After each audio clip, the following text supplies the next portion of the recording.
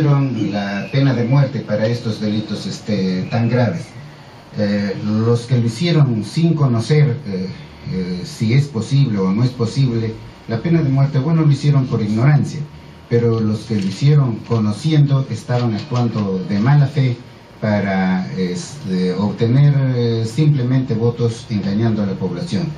En el Perú no es posible aplicar la pena de muerte. Para aplicarla se requiere una modificación de la Constitución, que no es fácil hacerlo. Pero por otro lado se requiere denunciar tratados internacionales, y la denuncia de un tratado internacional no se hace de la noche a la mañana, sino que va a durar prácticamente todo un periodo de gobierno.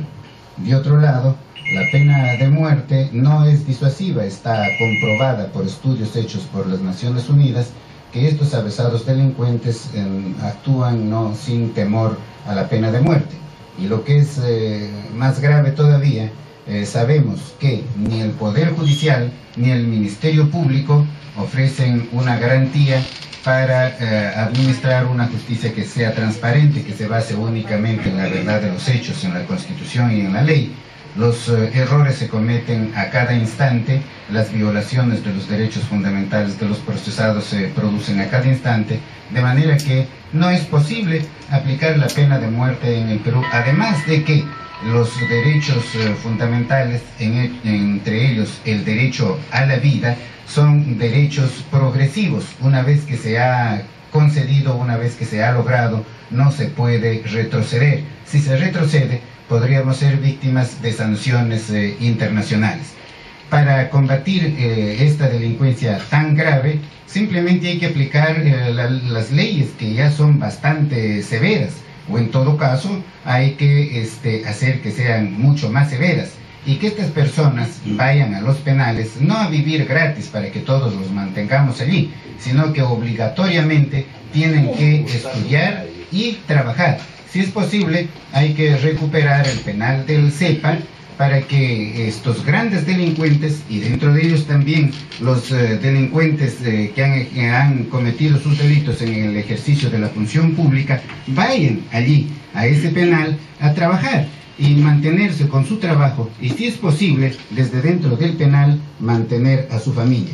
Pero dentro de estos delitos que ustedes mencionan y que son muy graves, hay delitos cometidos por menores de 18 años y mayores de 16. De manera que allí yo propongo que se rebaje la edad para establecer la responsabilidad penal de 18 a 16 años, o sea, que se sea responsable penalmente desde los 16 años, porque un joven que tiene 16 años de edad puede discernir muy bien, puede distinguir muy bien entre el bien y el mal, entre lo que es un delito y el que no lo es. Tiene un discernimiento incluso mucho mejor a veces que una persona de 30, de 40 años o más. Si bien es cierto que hay tratados internacionales que dicen que una persona desde la concepción hasta los 18 años es un niño y debe tener un tratamiento preferente, pero también es verdad que esos tratados internacionales establecen salvo la disposición en contrario. Aquí sería la disposición en contrario establecer esa responsabilidad penal. Pero doctor Iván Torres, rebajar la edad para efectos solamente penales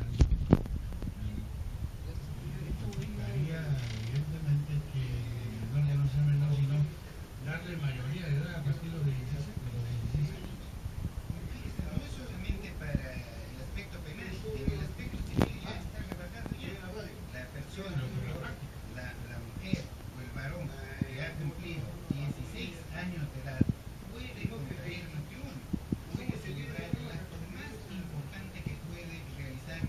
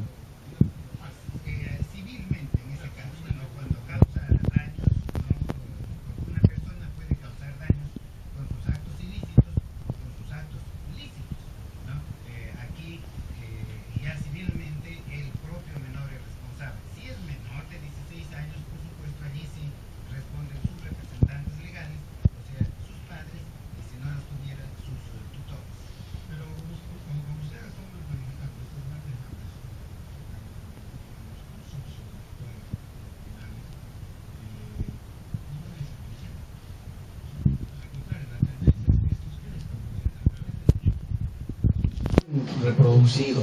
Y en cada penal existe pues un mayoral, existe una suerte de mafias enquistadas. ¿Cómo hacer para disolver esos grandes grupos criminales? Bueno, todos sabemos, ¿no?, que los establecimientos penales son verdaderas universidades del delito, que allí los delincuentes salen ya graduados, ya con máster ya en cometer delitos. Allí tiene que haber una reforma, especialmente una moralización de los establecimientos penales. Allí hay mucha corrupción. ¿Cómo entran las armas? ¿Cómo entra el whisky? ¿Cómo entran otros tipos de licores? ¿Cómo entran las mujeres allí? ¿Cómo funciona allí la trata de blancas? ¿No? ¿Cómo es que ciertas bandas son las que dominan a los demás? Allí rige la ley del más fuerte, no rige la autoridad del Estado, no. Allí dentro de los mismos delincuentes, el más fuerte, él es la autoridad.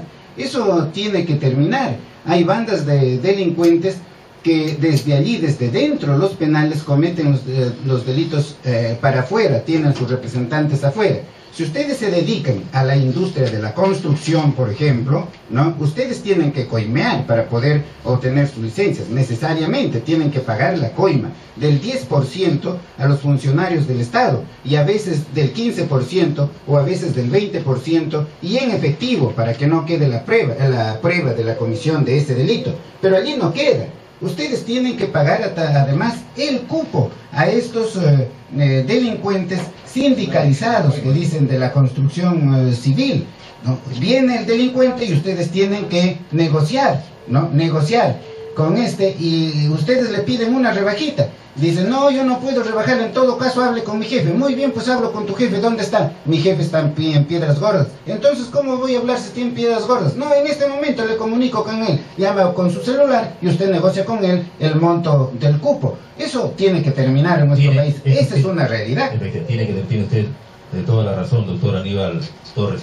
Bien, vamos a la pausa comercial y regresamos también con la pregunta del panelista Orlando Inostroza, con la presencia también de Víctor